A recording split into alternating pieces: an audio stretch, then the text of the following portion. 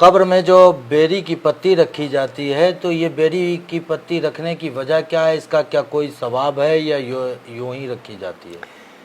اکثر و بیشتر لوگوں کے قبر میں بیری کی پتی رکھنے کی ایک وجہ ہوتی ہے، اور وہ وجہ یہ ہے کہ ایک مرتبہ آقا علیہ الصلوۃ والسلام گزرے نا، ایک جگہ سے آقا علیہ السلام کا گزر ہوا تو آپ صلی اللہ تعالیٰ علیہ وآلہ وسلم وہاں پر کھڑے ہوئے اور آقا علیہ السلام نے ایک ٹہنی لی اور اس ٹہنی کے دو ٹکڑے کیے، ایک ٹہنی کا حصہ ایک قبر پہ، دوسری ٹہنی کا حصہ دوسری قبر پہ ڈالا، اور آقا علیہ الصلوۃ والسلام نے فرمایا، اصحاب سے فرمایا کہ یہ قبر والوں پر عذاب ہو رہا تھا، اور زیادہ بڑی بات پر عذاب نہیں ہو رہا تھا، بلکہ ایک ان میں سے پیشاب کی چھینٹوں سے نہیں بچتا تھا، دوسرا غیبت کرتا تھا، چغل خوری کرتا تھا، تو اس وجہ سے ان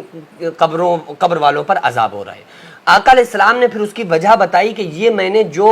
ٹہنی کے دو ٹکڑے کر کے ایک ٹکڑا اس پر ایک ٹکڑا اس پر ڈالا ہے، تو یہ ساری چیزیں اللہ کا ذکر کرتی ہیں، یہ ٹہنی بھی جب تک ہری رہتی ہے اللہ کا ذکر کرتی ہے، اور اللہ تعالیٰ نے اس کو قرآن مقدس میں یوں ذکر فرمایا، سبح للہ ما فی السماوات و ما فی الارض، 28ویں پارے میں، کہ جو کچھ آسمان و زمین میں ہے سب اللہ کا ذکر کرتی ہیں، والنجم والشجر یسجدان، بوٹیاں اور درخت اللہ کو سجدہ کرتے ہیں، تو یہ ساری چیزیں اللہ کا ذکر کرتی ہیں، تو یہ پتیاں، یہ درخت، یہ ٹہنیاں، یہ بھی اللہ کے ذکر میں ملوث ہوتی ہیں، یہاں تک کہ مٹی کے ڈھیلے تک اللہ کا ذکر کرتے ہیں۔ ایک بزرگ تھے نا، تو انہوں نے کہا کہ مولا یقین تو ہے سبح للہ ما فی السماوات و ما فی الارض، جو چیزیں آسمان و زمین میں ہیں سب اللہ کا ذکر کرتی ہیں، یقین تو اس بات پر ہے، لیکن دیکھنا چاہتا ہوں، میری تمنا یہ ہے کہ یہ مجھے نظر آ جائے، مجھے سنائی پڑ جائے کہ یہ ذکر اللہ کا کس طرح سے کرتی ہیں۔ تو اللہ تعالیٰ نے فرمایا ٹھیک ہے تمہیں سنائی پڑے گا، تو ان کو ہر طرف سے ذکر کی آوازیں آنے لگیں، جدھر بھی دیکھتے تھے نا تو بس ادھر سے ہر چیز اللہ کا ذکر کر رہی ہے، پیڑ اللہ کا ذکر کر رہے ہیں، درخت اللہ کا ذکر کر رہے ہیں، بوٹیاں اللہ کا ذکر کر رہی ہیں، تو ان کو لگا پیشاب، یہ جیسے ہی پہنچے نا واش روم میں، استنجا خانے میں، تو انہوں نے پانی کو جیسے لیا نا تو اس سے بھی اللہ کے ذکر کی آواز، تو پانی وہیں رکھ دیا کہ بھائی اب اس سے کیسے ہم استنجا کر سکتے ہیں۔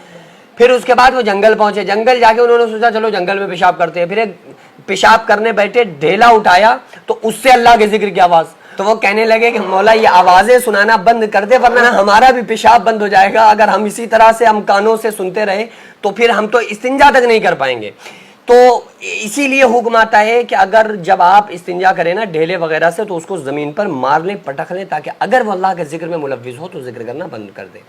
تو جتنی بھی چیزیں آسمان و زمین میں ہیں نا سب اللہ کا ذکر کرتی ہیں، اللہ تعالیٰ نے خود قرآن مقدس میں فرمایا سبح للہ ما فی السماوات و ما فی الارض، آسمان و زمین میں جو کچھ ہے اللہ کا ذکر کرتا ہے۔